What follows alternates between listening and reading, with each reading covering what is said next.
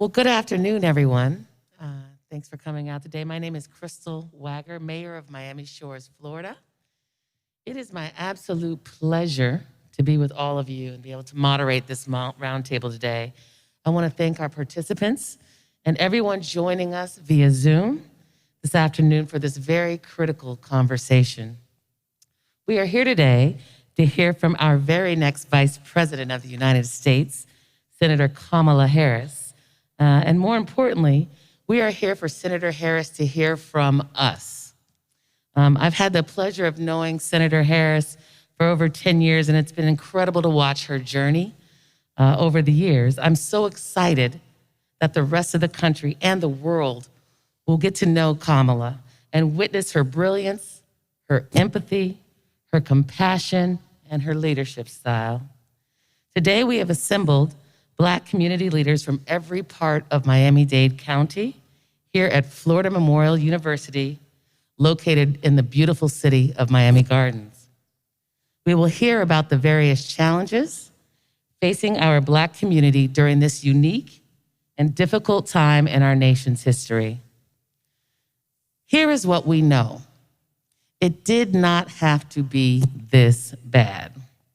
And as we face an unprecedented public health crisis, an economy that is spiraling, and a cry for racial justice, we see that Donald Trump has failed to lead this country at every turn. Every step of the way, he has left the Black community behind, despite how he spends it. However, I always remain hopeful, and I know that a Biden-Harris administration will get this country back on track and build back better.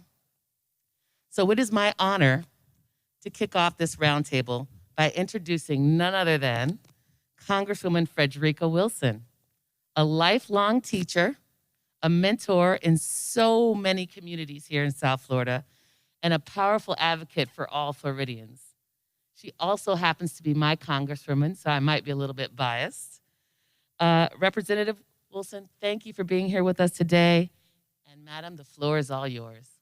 Oh, thank you. Thank you so much to our fabulous, amazing mayor of Miami Shores, a great leader, Crystal Wagger, Mayor. We're so happy to have you. And to all of you who are sharing this spotlight with me, this is such a fabulous day in the city of Miami Gardens. I am just so proud to be an HBCU graduate and be here with you, Dr. Hodrick. I have an honorary degree from Florida Memorial University, and I am so proud. I got a call one day, not too long ago, and you know how I had been talking with Senator Harris at the Congressional Black Caucus meetings, and we talk about all kinds of things. We talk about the little girls who were kidnapped in Nigeria, and we all wear red on Wednesdays. And we talk about the Commission on the Social Status of Black Men and Boys and what we were going to do and all these kinds of things. So I got this call. I answered the call. I said, hello? Hi, Frederica. This is Kamala Harris. I said, hi, Kamala. How are you, darling? My dear sorority sister and friend. And she said, I am calling because I want you to know that I'm going to run for prep. And when she said prep, I started screaming. I did not even let her finish her statement. And I was screaming, oh, run, Kamala, run, Kamala, run. So that was just an amazing day to me. And before I could finish speaking with her, I got a text from Mr. Biden. And he was saying, Frederica, I'm going to need your support. So I texted him right back. I said, Joe, you know I love you so much. You are my friend. But I'm going to endorse Kamala. This will be the first Black woman running for president.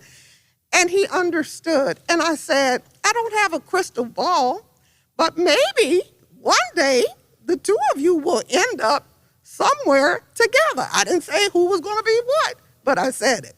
So definitely, What do you know? His first decision that he had to make was to pick a vice president, and he picked the most amazing and the most qualified Black woman in this nation. She knows that I love her, and she also knows that in our caucus, we have members of the Divine Nine. Those are the the sororities and fraternities, and we have a past president of Delta Sigma Theta, Marcia Fudge, who also endorsed Kamala. So this is a Divine Nine candidate, an HBCU candidate. And like Whip Claiborne said, Frederica, when you finish from an HBCU, you have to take the same bar exam, you have to take the same medical exam. So Kamala has elevated those two institutions to the highest degree. And then our own national president, when it was time for Mr. Biden to select a vice president, she was calling me every day. Have you heard anything? What's in the news? What's in the news?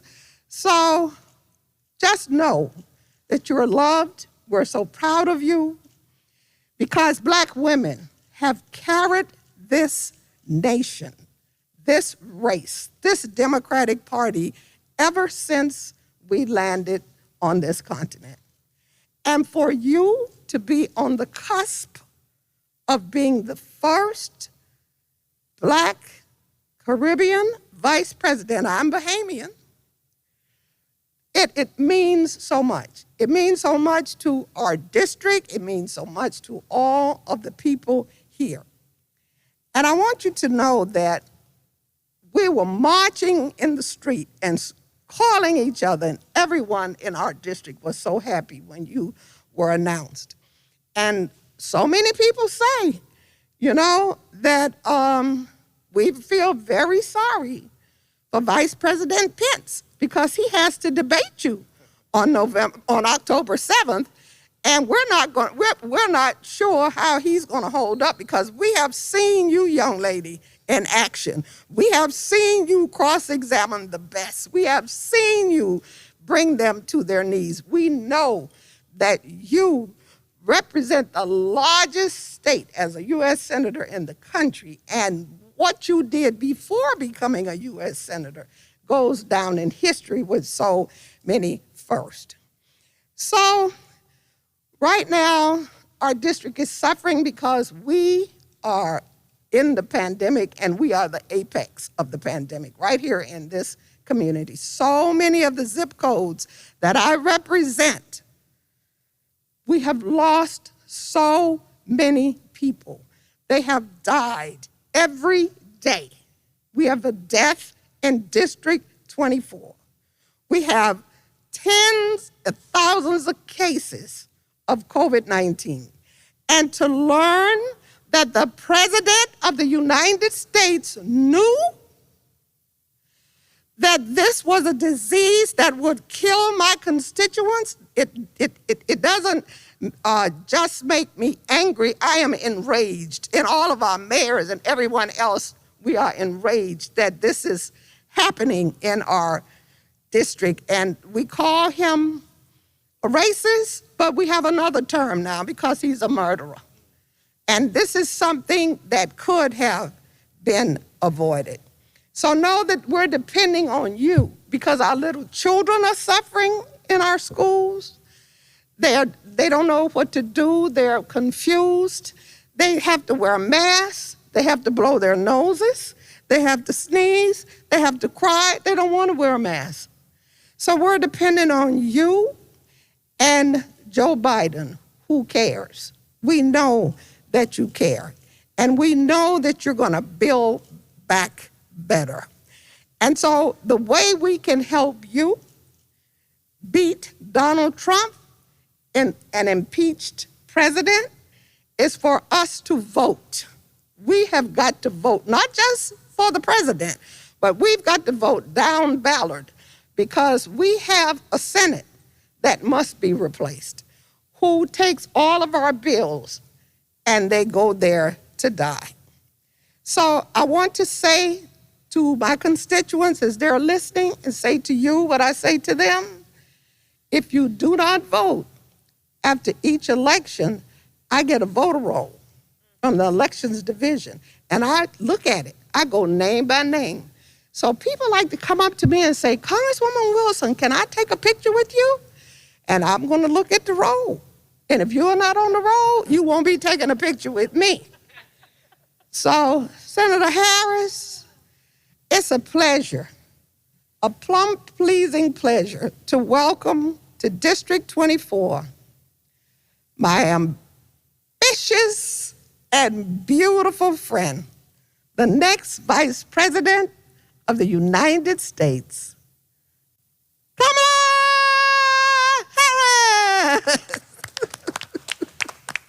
Oh, my goodness. Let me publicly thank you, Congresswoman Frederica Wilson, as I hope I do often enough privately, for your friendship, for your sisterhood, and for your leadership, not only of your district and this beautiful state, but your national leadership. The thing we all know who know the Congresswoman is she speaks truth to power every single day. And she has the courage to confront the realities of the world in a way that is born out of love and concern, but is precise about what is wrong and therefore what needs to happen by way of solution. That's who you are every day. I see the Congresswoman in rooms where there are cameras, and I see her in rooms where there are no cameras. And she is the same person, someone who is always fighting for the best of our country. So I thank you, Congresswoman, for your friendship and for that beautiful introduction. And Madam Mayor, I want to thank you for hosting us and moderating our discussion today, and for all of your leadership. There are so many community leaders and elected leaders here, and I know we're going to hear from those at the table, but Dr. Hardwick, I want to thank you for hosting us today. It is a joy to be with you. I was outside and was serenaded by the roar. And it reminded me of all of the marching bands. There are part of the jewel of our HBCUs. But I looked at those students, and I said to them what I saw, that I saw a collection of young leaders. And when I look at them, I see the future of our country. And that inspires me to know that our future is bright. So thank you for hosting us today. So I just want to, before we get into the conversation, and this is a group of very informed leaders, and I'm really looking forward to a candid conversation about what's happening here in Miami, but as an extension of what's happening in our country as it relates to all people, but with a particular emphasis on what's happening with the African American, the Black community here in Miami and in Florida. Because I am here on behalf of myself and Joe Biden to listen and learn, to ensure that the work that we are doing and intend to do is relevant to the people of this community. And it is about lifting them up and seeing and hearing them in the process of doing that. But I just want to start by some news that just broke recently. It's regarding a book that Bob Woodward wrote. And here's the thing. So basically what we are hearing is that on January 28th, the president and the vice president were informed about the imminence and the dangers of COVID-19. January 28th. On February 7th, the president of the United States, who has the unique and very important and special responsibility of concerning himself with keeping the American people safe, was in a conversation where he told, and we've heard that conversation, it's not like it's a narration of the conversation, we've heard it, said that COVID was deadly stuff, said that it is airborne. This is the same man, Donald Trump, who for days, weeks, if not months thereafter, called it a hoax,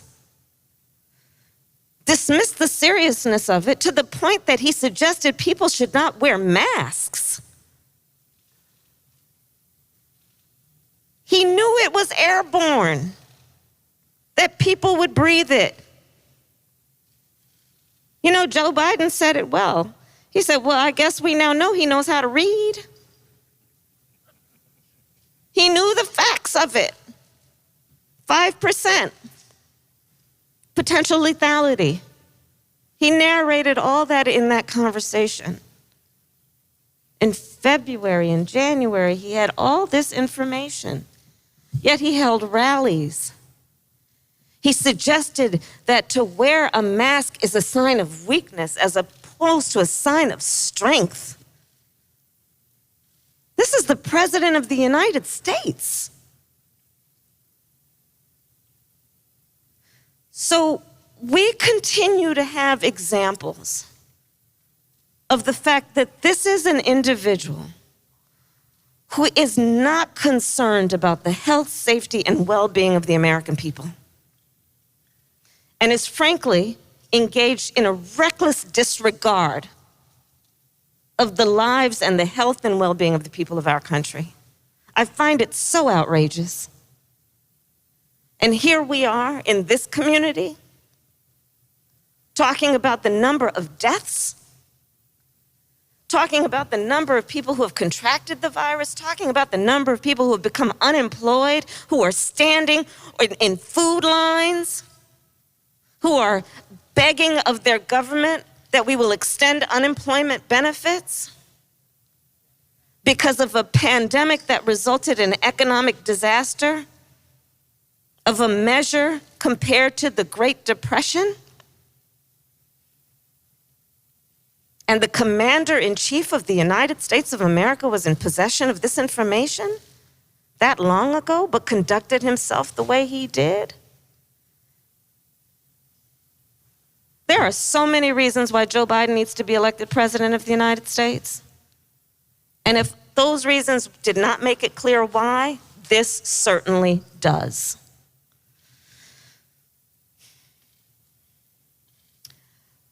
So with that, I believe that right now it is the leaders in this room and so many others who are carrying in their hearts, in their souls, in their minds, and on their shoulders the responsibility of knowing what real leadership in our country looks like.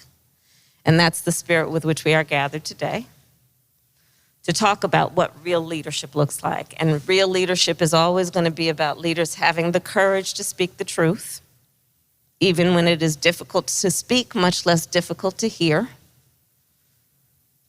But speaking those truths with the intention of creating the solutions that the people deserve.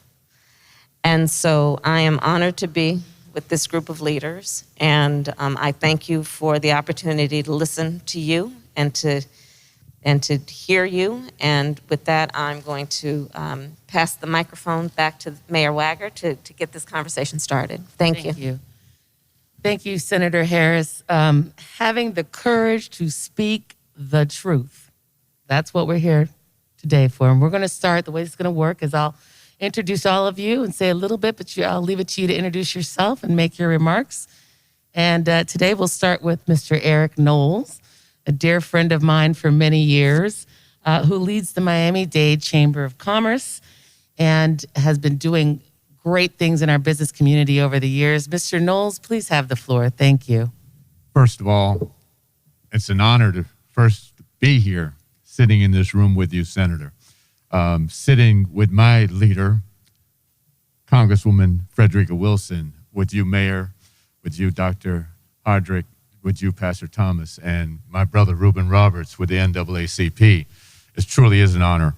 I am the president of the Miami-Dade Chamber of Commerce, which was founded in 1974 because of the lack of opportunity and the disparities that were happening in 1974 that continue here in 2020. I talk about disparities with Miami-Dade County with Miami-Dade County Public Schools, where black businesses receive less than 2% of county contracts, of school board contracts. When we talk about the pandemic and we talk about George Floyd, we talk about the perfect storm that the rest of the world finally opened their eyes to, and the onion was peeled back of the systemic racism that has plagued the black community since Plymouth Rock, as they say, landed on us. And here we are, and I go back to Dade County, and we talk about a disparity study that hasn't happened because of the lack of information that wasn't gathered. But we know there's a disparity. We know that there's systemic issues in the policies that keep us from advancing. So to me, it's about how do we move past that? And we definitely can't move past that with the person that sits in the White House right now. He should be removed for dereliction of duty. And I really mean that. He's incompetent. He's not a leader. He's a bully. And we need to, everything that we can do to get you and Vice President Biden elected, I stand here with you to help make that happen. What I see, what we need to do, obviously access to capital has always been a problem in the black community. When the pandemic hit, technical assistance, a lot of the black businesses did not have their books, or as we say, their back of the house in order. And they still don't have their back of the house in order to provide the technical assistance, to provide the information that they needed to access the PPP, access the EIDL, or even the state emergency funds. So we still have those problems with our businesses that cannot fill out the paperwork or did not have the proper information to fill out the paperwork. Some of the things that I see that we can do to help move this forward, I talk about mentor-protege programs. Mentor-protege is where large corporations are made to participate and bring in smaller corporations that have been in business but need that leg up to help them move up and to scale. So Jackson Hospital here in Miami did a mentor-protege program. You cannot build a hospital or do business in a hospital or do construction in a hospital unless you are ACA certified. So what Jackson Hospital did, they had a $1.2 or $2 billion bond project in which they were building new hospitals, renovating the existing Jackson. But they made it a mentor-protege program. They had 2 major contractors, but they brought in 5 proteges. So now those proteges, 3 of them happen to be members of the chamber. Now they have gone through the process of doing hospital work, and now they are qualified and can do this work. The other thing that I want to talk about is P3s, public-private partnerships. Policies should be put in place both federally, statewide, and local. If it is a P3 project, that it has to have a mentor-protege program. So to me, how do we move the needle? Those are some of the answers that I have. All of our businesses have been hurting here in Miami-Dade County. Restaurants are closed. And in our community, a lot of our businesses are barbershops, beauty salons, service-type businesses. And the other thing I want to talk about is the 5-year look back on felons. Felons could not access the PPP program because of the 5-year look back. That either needs to be removed or reduced to a maximum of 2 years. And I said 2 years. These are businesses, men and women who have served their time, and now they've come out and they were not able to access PPP money. They have employees. They've been running their businesses for a number of years, and they can't access those monies that were there to support them. The last thing I'll say in terms of capital, we know the problem that happened the first round. All the large banks did not pay attention to the small businesses. So we need to make sure my understanding, there's still about $130 billion still left from the second round. So I'm not sure where that is. We need to make sure that those businesses in our area codes, zip codes, have access to these monies. And that's my perspective on it at this moment. And again, thank you for coming and sharing your time with us. Thank you, Mr. Knowles. You raised a lot of very important points, and I've taken notes. The access to capital piece, I couldn't agree with you more. So Joe and I have a plan that's about, as Mayor Wagner talked about, Build Back Better, all right? And that's the theme of it. But when you break down what that means, it includes a number of things that are about helping small businesses, helping to encourage entrepreneurship, and doing that, understanding one of the best ways to do it is to provide access to capital for communities that have historically been denied access to capital, intentionally or just through neglect. So part of our plan is to invest $150 billion. And that's going to be new capital for small businesses with an emphasis on community development financial institutions, CDFIs.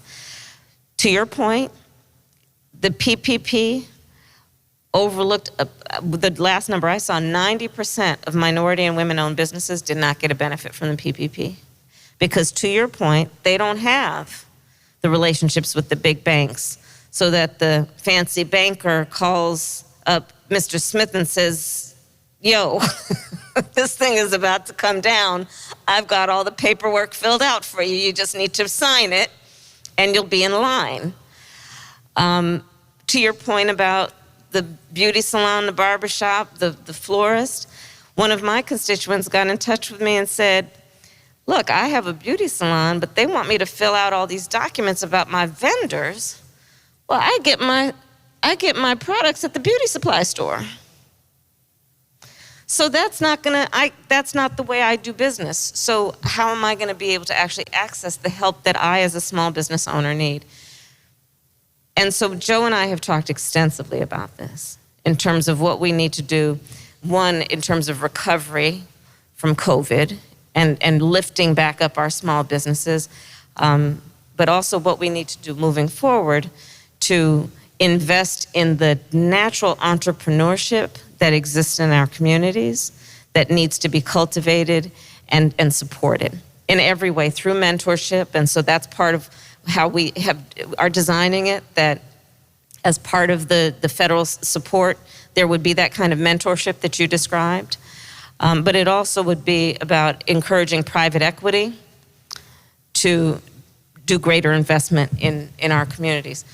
And to put a fine point on how many people would be impacted by this discussion that you and I are having, it is estimated that 50% of American workers either work for a small business or run a small business. So we're talking about a lot of folks. And so I appreciate that. We are also looking at what we need to do to build back up community around issues like home ownership, right, which we all know. And you look at it here in Florida, in Miami, and so many places in our country with the history of redlining, the history of Black families being excluded from the government opportunities, from the GI Bill going on, right, to have that leg up for home ownership. And part of our plan is a $15,000 credit for families for down payment and closing costs. Because, of course, home ownership is part of intergenerational wealth. And I'll let the conversation continue, but there are more things to discuss in this area, and I appreciate what you're saying. Thank you. Thank you, Mr. Knowles. Thank you, Senator Harris. Next, we have President Japhis Hardwick. He's the president of this wonderful university from which we're sitting in, Florida Memorial University, a historically Black university. And we welcome you today. Tell us a little bit about yourself. And you have the floor, sir. Thank you so much, Mayor. Let me just say, first of all, congratulations to Senator Kamala Harris and Vice President Joe Biden on their quest to become the next leaders of our great nation. On behalf of the students, the faculty, staff, and our Board of Trustees, we welcome you. Thank you for visiting us. And I'm really elated that you enjoyed the Roar, the band, and believe it or not, they are new. I just started that program. And I mean, they are really good. They are doing a phenomenal job. And these are students, again, who, like so many others, were not really sure if college was the place for them. And so it's opportunities like that really that inspires them to want to attend college. And so I think all of us know that the situation we're in, we didn't have to be here, is the reality.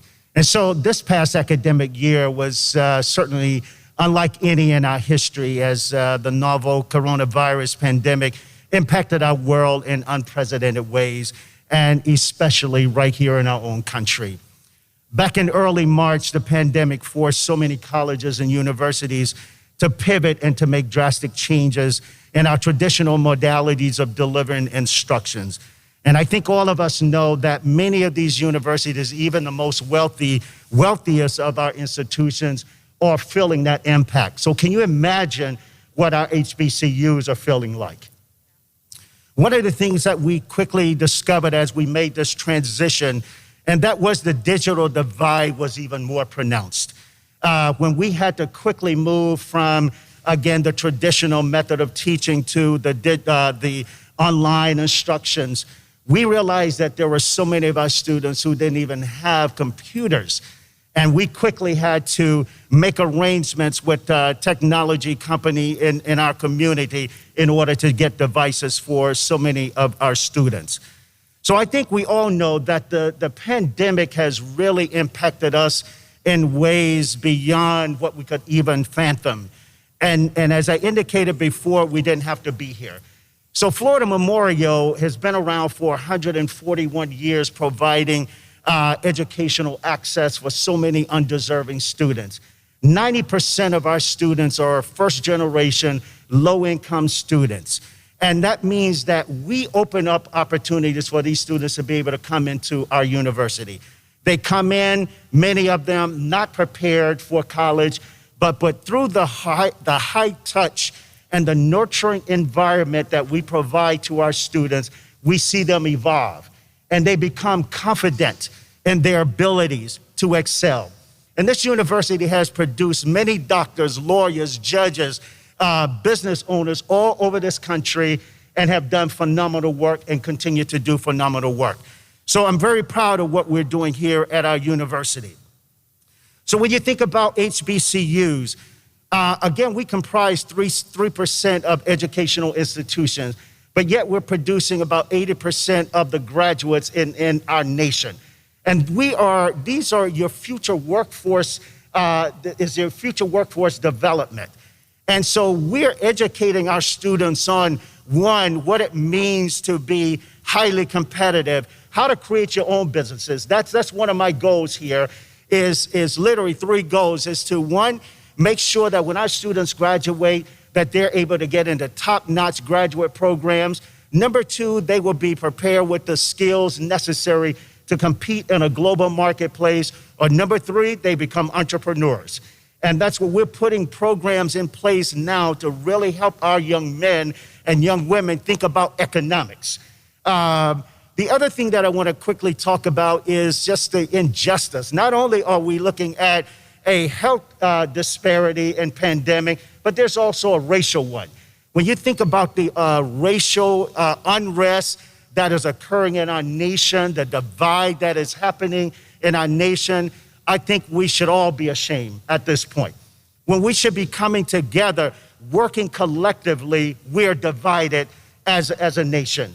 And so one of the things we're doing here is that we've launched the Florida Memorial Social Justice Institute to really begin to talk about a lot of these issues and address many of these racial issues that have literally devastated our nation, from economic injustice, the healthcare injustice, and the list goes on and on and on. Because we know that the pandemic itself has really impacted us in disproportionate ways. And I think some take advantage of that because they think, oh, it doesn't matter. It's really impacting only black people or brown people. Well, you got to think about the fact that, like Eric talked about, It has caused thousands of businesses to close.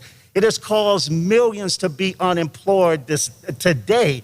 And that means that they have no economy, no economics coming in. So of course that impacts them trying to go to school. And so when you think about small institutions like us, we are literally working on a shoestring budget. We're pulling out everything we can to make sure we keep our young men and young women in school so that they can complete and compete for opportunities in our nation. So Florida Memorial is committed to those things. And so I'm looking forward to whatever we can do to make sure that we help continue to move our country and make our country better. Thank you, Dr. Hardick. I am a proud graduate of an HBCU. That you are. And I couldn't agree with you more. It is the place where we nurture young people to see who they are and their role as part of leadership of our nation in whatever profession they choose. Right. And Joe and I have talked extensively about what we need to do, therefore, to support our HBCUs as part of just the treasure of our nation. And so that includes $70 billion that will be dedicated to HBCUs to invest in all of the teaching programs, including the research work that happens at HBCUs, which will have a profound impact on just how we are addressing the African American population in science and health and a number of things. In addition, we will, for families that have an income of less than $125,000, create tuition free for those students who are going to public schools and HBCUs, including private HBCUs.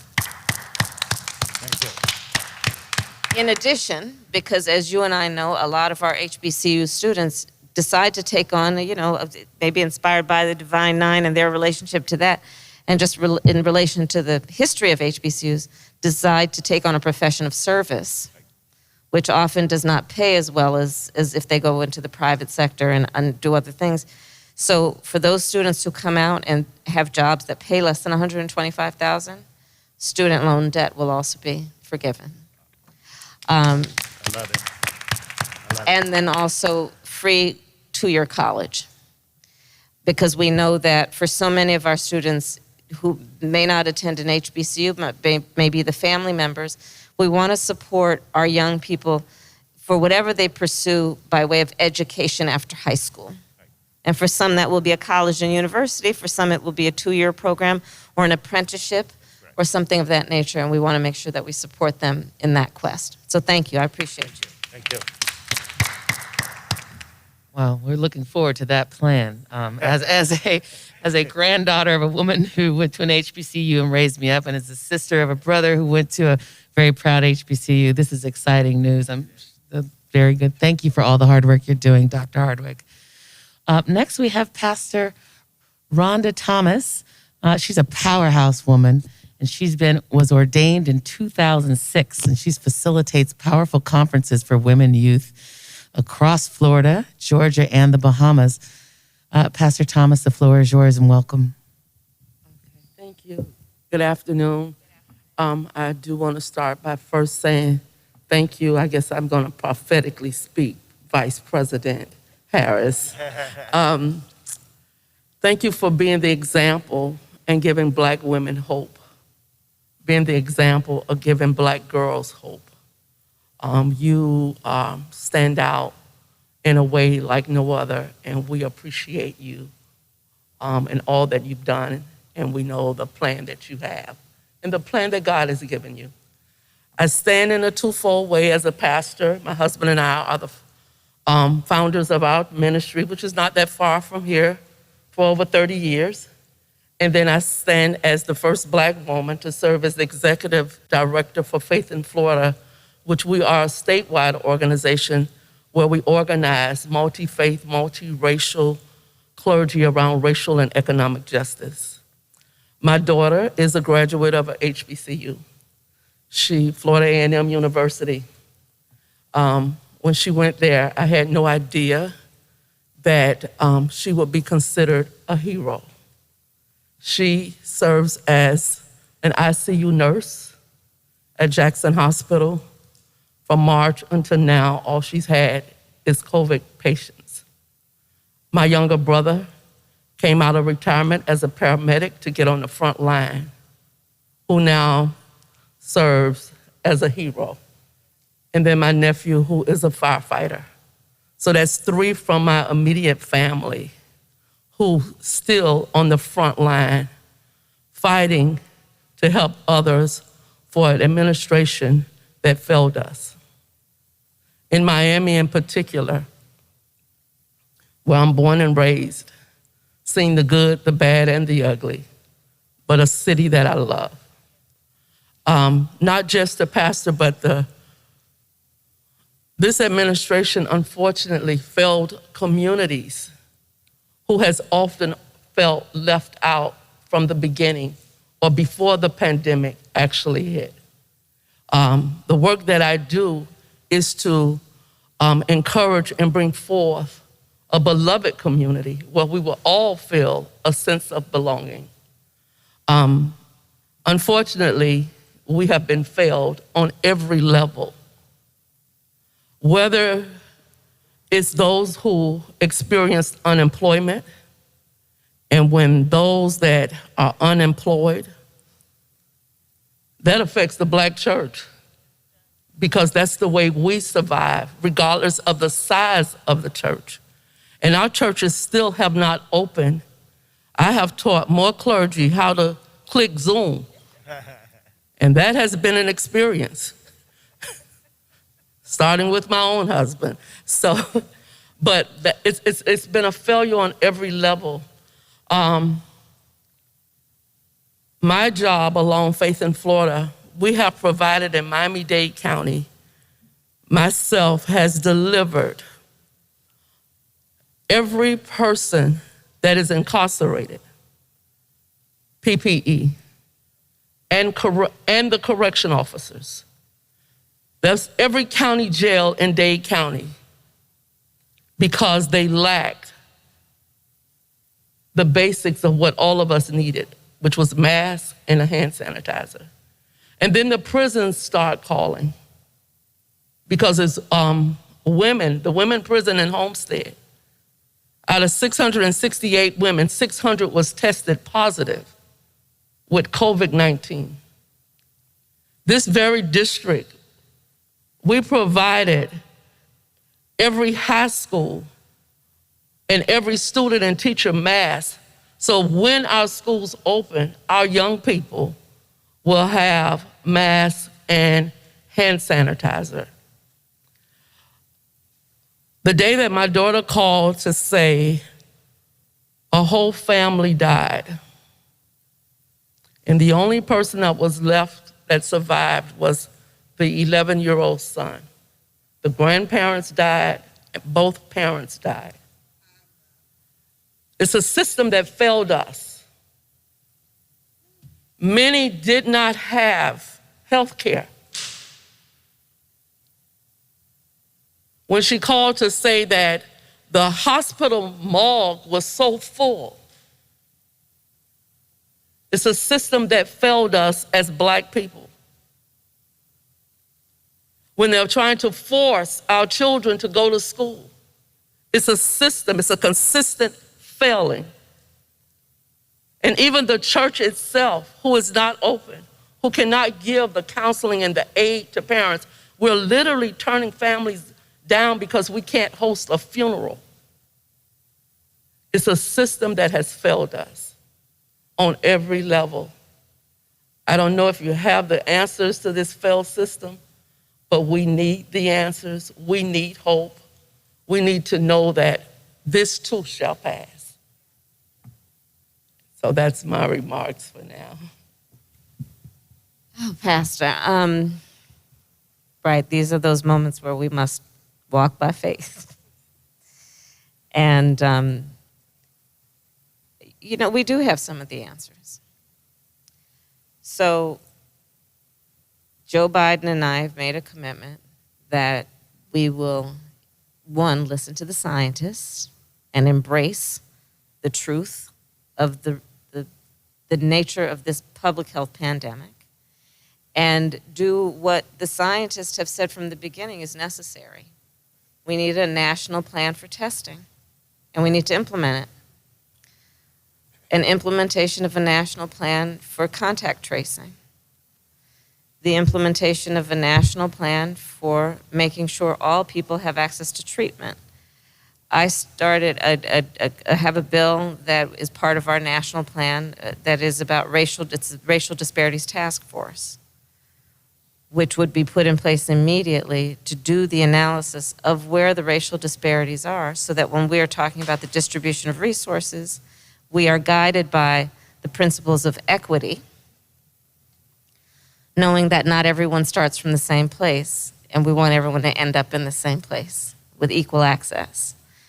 And our plan is also about, God willing, as soon as we get a safe and effective vaccine, a national plan for how that is going to be distributed, understanding that there is a big difference between having a vaccine and folks getting vaccinated. So you are right. The system has failed so many people. The 190,000 souls, most of whom did not have a burial, so many of whom, I know here in Florida, I think 40% of the people who have died were seniors, whose families could not be with them in their final days of life. That our country is grieving the loss of jobs, the loss of life, the loss of normalcy, the loss of consistency, and in many cases, the loss of hope. And Joe and I talk about that all the time. And we need leadership that sees and recognizes the suffering and is prompted then to be guided by truth and fact and not what is in their political self-interest, which is what we have seen in Donald Trump. So thank you for sharing that. And to your family, your daughter, thank them, please. Okay. Thank you.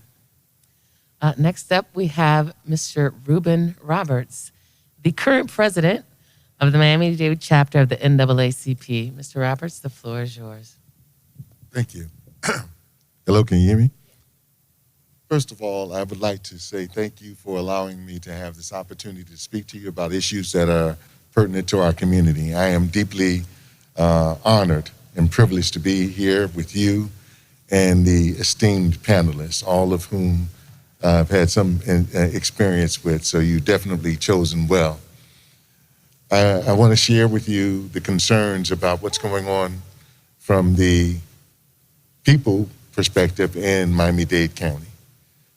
One of the issues that we have is definitely an economic issue.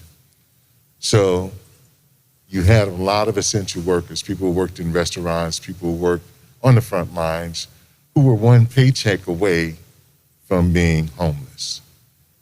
That exists, but now there are multiple paychecks without being able to pay for housing. So this is a major issue for us. Thank you. We're thankful for the moratoriums that have been put in place to help people to stay in their homes while they're there. But we know that there's going to become a day of reckoning when all of those past due bills are due.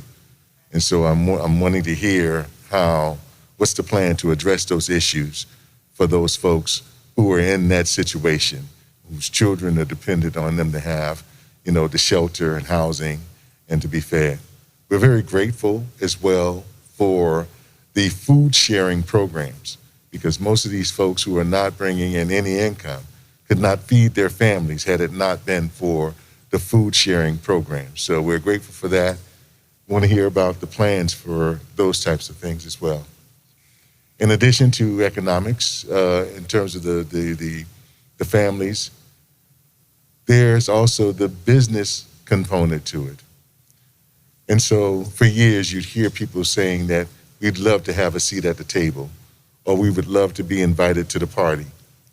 I just was on a Zoom last night, and the gentleman mentioned that it's not enough just to be invited to the party, we have to be asked to dance as well. So I would love to see what that looks like in terms of how we participating, not just at sitting at the table or going to the party, but how we being interactive in terms of our dance. One of the things I would encourage you to do, you and Mr. Biden, Vice President Biden, is to lead by example by making sure that in your campaign, you're hiring Black vendors. Every state, every city, every county, make sure that there's a commitment and budgetary items where you will be hiring Black vendors. Black people hire Black people. If you do that, you will pass on those dollars, those resources, where those families who are in need can definitely benefit from. So that's something I would encourage you guys to do. The other thing, I think that there's a missing element that's not been spoken of a lot. We're almost 200,000 deaths. So all of us in some way, due to COVID-related deaths, have been impacted by COVID. And so one of the things that we're really not talking about is the PTSD and the mental health piece. And so the federal government has deeply cut mental health programs and things of that nature. And one of the things that we need to look at is how do we address these issues for the parents who are stressed out and full of anxiety because they don't know what tomorrow holds. They don't know how long this is going to last. Parents who want to send their kids to college, parents who want to send their kids to school, parents who don't know how they're going to make ends meet going on in the future. Those mental health issues are real. We have to address those issues, not only from the parental standpoint or the community standpoint, but for the workforce standpoint as well. People are going to be asking folks to come to work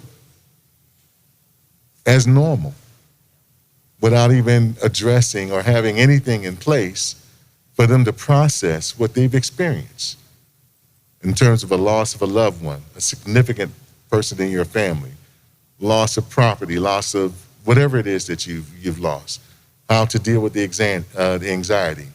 Our workforce, our educational system is going to be deeply impacted by those mental health issues that we definitely need to address. And so I encourage you to have some sort of answer for that, because we don't know when this end is going to happen, and the uncertainty is real.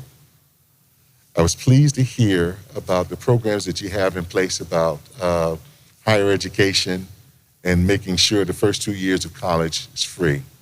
I'd like to see you come up with a plan, too, to forgive student loans for those who've been out of school for a while but struggle, because you have a segment of the population who can't even purchase their first home. They have a nice job, but they're so indebted in terms of their student loans, they can't even purchase their first home. So we need to make a way for those folks to be able to pay into the system through their taxes by paying for those homes, and we need to have some sort of forgiveness on that. The other thing I heard that you mentioned I thought was so very important, we need to save our HBCU. We are with one of the best presidents of an HBCU right here today, and this institution has grown by leaps and bounds under his leadership, and it will continue to grow, I'm certain. But not only do we need for those dollars available for students, but we need also developmental dollars so that they can build more dormitories, they can build more facilities for their students. We also need, in addition to those research dollars that you spoke of, we need dollars that are coming from SAMHSA and NIDA, where they are intentionally reaching out to HBCUs, Black people in the areas of behavioral health and sciences are the most researched people in the world. And so who better to lead those research than an HBCU? So in addition to those dollars, as you give dollars to NIDA, SAMHSA, and such, CSAP, some of those dollars should be earmarked where they're going to be working with an HBCU. I would love to see under your administration that you develop a council with these HBCU presidents and work with them to help them to get more involved in research and to get more involved into having evidence-based programming or studies at their institutions. Challenge is you can't afford to have the latest information because you're just on a shoestring budget. So we need to resolve that issue as much as possible. And finally, social justice. Well, social justice and housing. Social justice. I know there's not much you can do in terms of helping to solve the problem of people who have hatred in their heart, to see other people who may be different from them as human. And that's a major problem that we have right now. The basic feeling of, or the basic of being recognized as human. I often say when they see us as human, they'll treat us as human. And I think that since the advent of George Floyd and so many other incidents that we've seen, which shows that they're not shying away from this, the violence. In your state, there's still hangings that are unsolved. I mean, and lynchings that are unsolved that happened recently. So I want to say this in terms of police reform, in terms of anyone that does business with the federal government, if they are hate-based or hate-related, they should not be eligible to do business with them. We need tracking systems in place for those rogue officers. I believe that the majority of our police officers are doing well, but those that 1 or 2% or whatever the percentage is, that have a disregard for life, liberty, people of different background, black people or people of color, those people need to have their law license revoked. The process is there for that to happen on state levels, but it's not followed.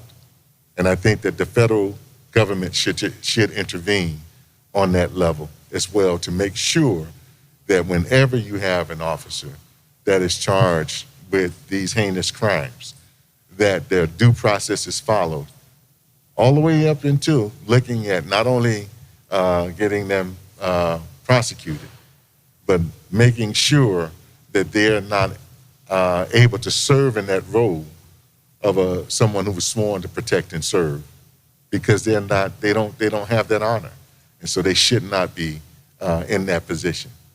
And finally, housing. We've been priced out here in South Florida. You have a workforce, you have a labor force that can't afford to live within 20 miles of where they work. And so people have to travel, commute from one county to the next in order for them to survive, where rents and mortgages may be a little bit cheaper. Federal government programs, like you said, the down payment assistance programs, but not only that, we need to find some other way of assisting different local municipalities or counties to ensure that there are places for low-income housing in cities like Miami. The issue that we've had, and we continue to have, is that wages have stayed stagnant for over 30, 40 years. If you look at what a teacher makes now coming out of college today versus where they were making coming out of college 30 years ago, you may see a very small incremental growth.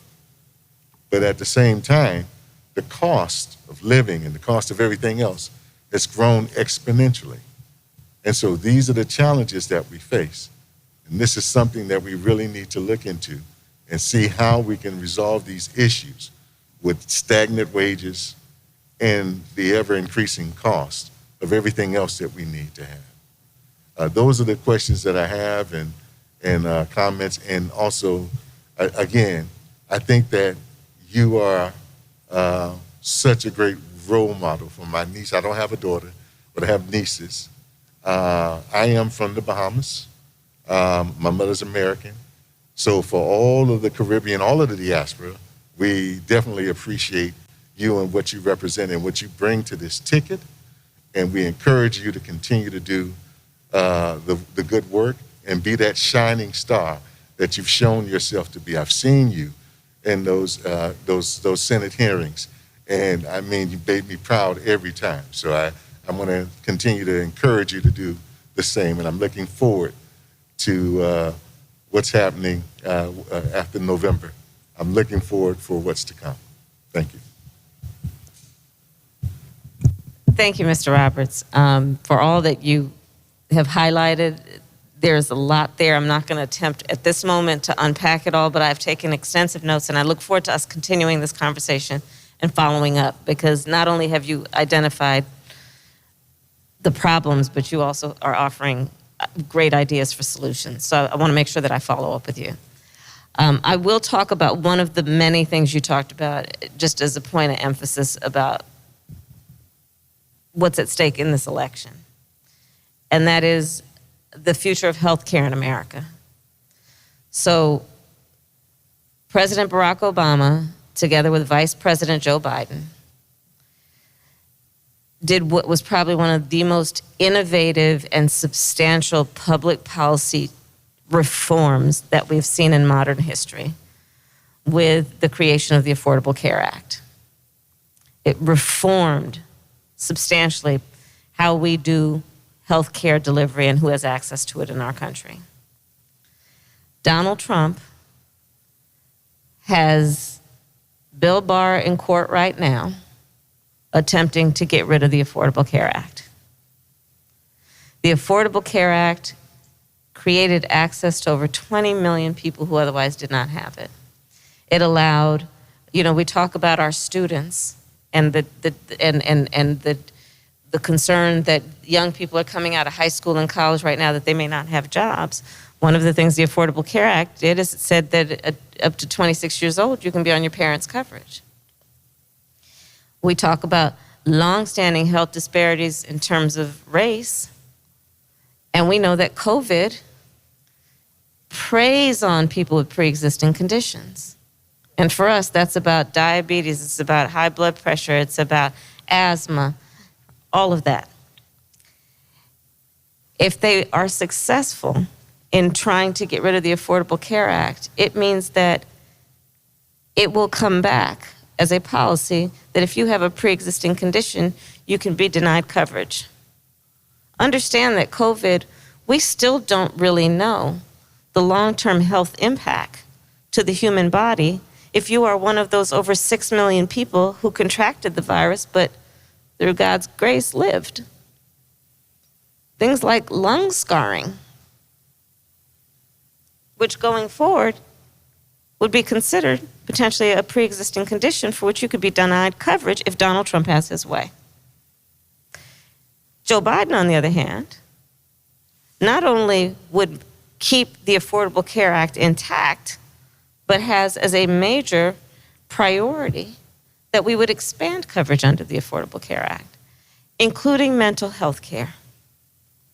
Because I couldn't agree with you more. The undiagnosed and therefore untreated trauma that people were experiencing before this pandemic. I've long worked on this issue in terms of the children growing up in poverty, which, by the way, poverty is trauma-inducing. Growing up in communities where there are high rates of violence because of poverty, that is trauma-inducing. Our children are not being diagnosed and therefore not treated. We have, as a public health care system, long been under some misconstrued notion that healthcare means addressing the body from the neck down, instead of wondering we also need healthcare from the neck up, right? You recognize somebody if they broke their arm and say, oh, can I sign your cast? Can I open the door for you? But we don't do that in terms of mental health care. So Joe and I have talked extensively about it, and this is one of our priorities, but I do want to connect it to also this election and what's at stake in the next 54 days. Because if Donald Trump has his way, there could be at least 20 million people who almost immediately will lose their coverage, including all those folks with pre-existing conditions, much less what we can do to expand coverage, including an emphasis on mental health care.